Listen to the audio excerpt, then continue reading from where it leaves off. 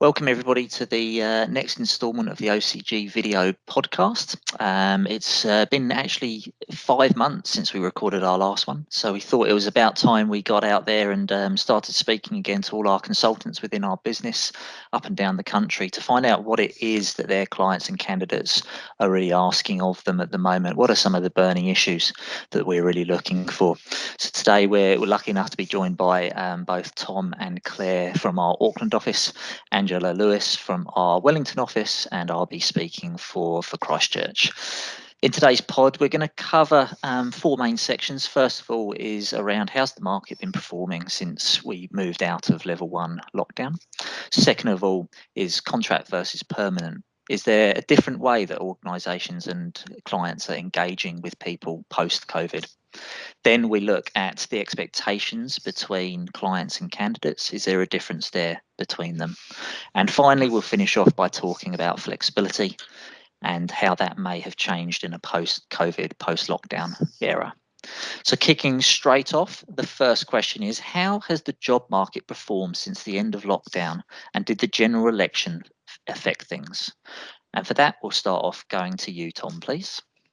Sure. I think it depends on the level of the role and the industry that somebody would be working in. So we've seen mid-level roles affected less than perhaps the senior end of the market, where senior people are perhaps struggling more. And particularly graduates with no experience, it's not a great time to apply for a role without experience. Certainly for the lockdown really affected businesses in quite different ways. So some companies have done really, really well, and others have suffered quite badly. So again, it depends on your industry. Even the companies that have done well seem to be delaying any decision making, whether they're waiting for the election or whether they are waiting for the new year. Companies just aren't rushing into making huge decisions at the moment from what we've seen. The second lockdown that we had here in Auckland, things were building up ahead of that, and then they quietened down a bit. Not as bad though as first time round. So certainly some of those roles we were working on that went straight on hold the first time. The second time we kept working through to conclusion with placements in the Auckland market. In terms of the election, it does always slow down the market. I think the fact that we've had a reasonably decisive result means that the impact of this election is a lot better certainly for the Auckland market than 3 years ago, where the 3-week delay really kept people waiting and seeing, really.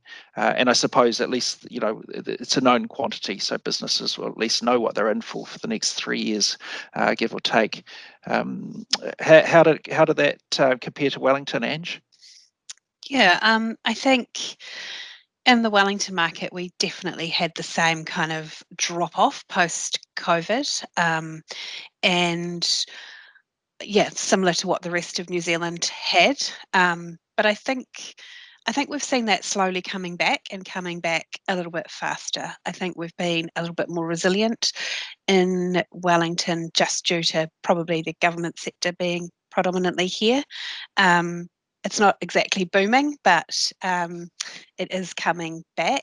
I think we've seen different sectors affected more than others. So, for example, we've seen a big demand for project and program managers, for example. I think that's just about people really needing to get some pieces of work across the line. And then we've seen other areas. I can think of communications and marketing, for example, where there's been a bit of a drop-off. I think when we talk about the election, we would expect to see that there'd be now some bigger pieces of legislation starting up again, and we'd start expecting to see the market pick up. Yeah, thanks. Fantastic. From a Christchurch perspective, I guess the easy answer is probably it's been quite up and down. So since returning down from sort of level 2 onwards, there's been some really good months. There's been some not so good months included in there. So very much a bit of an up and down market.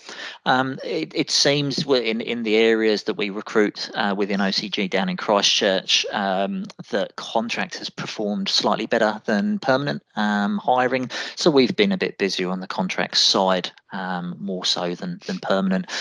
A lot of conversations we're having with clients, really, they're suggesting that some of their internal sign-offs required to hire a new person have become more stringent post-lockdown, and I guess that really is the nature of an economy where people are slightly reluctant or concerned about what the longer-term effects are going to be like. One thing we certainly saw was with the Auckland second lockdown. I think that really did affect people's confidence in the market, and saw a really strong slowdown personally with regards to new requirements coming on board. So that has had an effect, and now obviously Auckland is out and back to level 1 again, like the rest of the country, and absolutely, and it just really means, again, the last couple of weeks have just started to see that bit more activity and focus around hiring and what is it going to look like between now and the end of the year. So that's a view from Christchurch. Okay, moving on to the second question, contract versus perm. How are employers engaging with candidates, and has this looked any different in a post-COVID reality? And we'll start going up to Auckland with Claire, please. Yeah, thanks, Paul. So look, it's been a bit of a mixed bag, really. We've seen everything. So we've seen candidates who have been in permanent employment not be interested in looking to move. We've seen people who are in sort of typically would be a contractor who will now consider a fixed term contract. We've seen candidates who never would have considered fixed term actually considering it as well, particularly if the organisation is an essential service. We've seen, I guess, career contractors more concerned with their future and looking for a little bit of security. And then on the client side, depending on, I guess, the skill set with which we've been recruiting in, there's definitely been more fixed term than we've ever seen before in a economic upswing. There is actually a lot of maternity leave covers coming through, which has actually been a surprise. We've seen a lot of that in the last few weeks. And then probably a 50-50 split of permanent and contract roles coming in, depending on the industry with which we're in. One thing, I guess, that we are sort of talking to our clients a little bit about as well is where they're looking at candidates that have typically been a contractor and might consider a permanent role, and actually just having that conversation as well. So one key point I did want to make today as well was that the Seek numbers are actually tracking really well in terms of ads that are out there, and that's across the board of both contract, permanent and fixed term in Auckland. But we are actually back at a position where the number of ads that are up are the same as they were back in 2016, which we thought was quite an interesting piece to note. That's it from me. Yeah, so back to Wellington again. I think a lot of what you've said, Claire, we can say has been similar in Wellington. A bit of a lot of kind of unusual trends starting to happen. I think during the lockdown, the first one, and after, we definitely noticed a really big swing away from hourly rate contracts and a definite trend towards fixed term, similar to you, Claire. I think that has remained and is still quite ongoing, although there is still some hourly rate contracts available. Definitely fixed term seems to be a preference at the moment. in this kind of post-COVID market and with an election year, it's hard to know really whether or not that will continue. I said earlier we'd expect some larger kind of pieces of work to start up, and so we may see hourly rate contracts come back in a little bit more like they were. But largely what we have noticed, I think, is that our temp and permanent markets have stayed fairly stable. Fantastic. Next question then. Is there a mismatch between employers and candidates' expectations post-COVID? And for this, Tom, we'll start with you, please. Sure. I think that it is a difficult market for those who are looking to make a change. So it's not really a market that's going to support a cavalier change in direction. We see a lot of posts about people chasing their dreams and that sort of thing, which is great. But what employers seem to be looking for is the exact set of skills and experience that they require for that role. And they believe, given the volumes of people available in the market, that they're going to be able to get that. So perhaps candidates looking to go more broad and clients looking a little bit more of a narrow focus in terms of what they're after. So transferable skills will definitely become important later on when the market heads back in the candidate's favour, but at the moment, certainly for the rest of 2020, we're not expecting that it will be a candidate market, unfortunately, and just because employers are naturally cautious. There's been a lot going on that people aren't looking to take risks. So if you haven't done the role before, that's a perceived risk for the employer. So we're definitely seeing flexibility from candidates, and that applies to the rates that they're considering as well. But employers are probably, for the most part, looking for even more flexibility. So seeing it as their opportunity to get exactly what they want in terms of the background and paying the least amount they can for it. Excellent. Thanks, Tom. Just from a Christchurch perspective, I guess it feels a little bit different to that. There's obviously the perception by the customers, by the clients, that actually there's lots of great candidates out there all applying for their jobs at the moment. And whilst we've seen certainly and heard of clients that have had job adverts out that have had lots of applications, the feedback is generally that quite a lot of those applications aren't all that relevant, really, I guess, to the role. So they're not top quality candidates that we're looking at. And I think from my perspective, seeing the Christchurch market, even as we went into lockdown, there wasn't the mass redundancies of the highly technical and really high level skilled people in the Christchurch market, certainly from what I see on a day-to-day basis in the IT space.